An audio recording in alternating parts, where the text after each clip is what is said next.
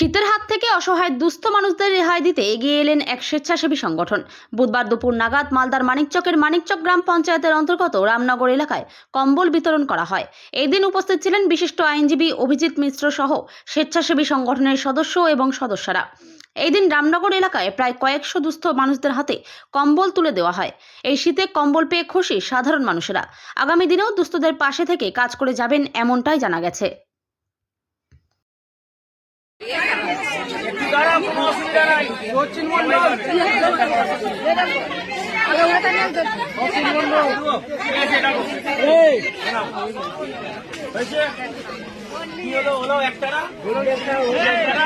ভালো থাকুক সবাই।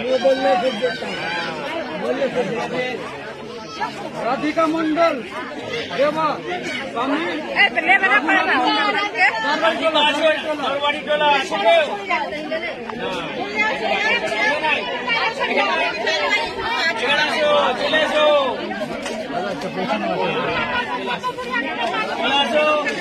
বলো একটারা, এই দেখো একটারার মালিক। আশীর্বাদ করো সবাইকে। ক্ষতিকারক প্লাস্টিকের ক্যারিব্যাগ বর্জনের নির্দেশ দিয়েছে সরকার। চারিদিকে চলছে সচেতনতামূলক প্রচার কর্মসূচি।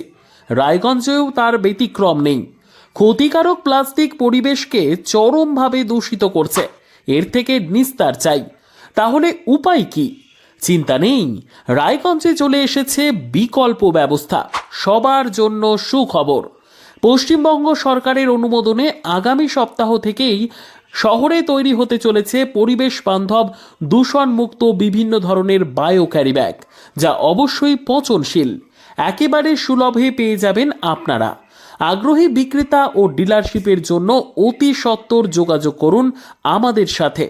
আমাদের ঠিকানা ইকো ক্যারি ইন্ডাস্ট্রিজ, জেলখানা মোড়, রায়গঞ্জ, উত্তর দিনাজপুর। আমাদের মোবাইল নম্বর 7001178352 অথবা 9434171272 অথবা 8250161082 অথবা 9800217806।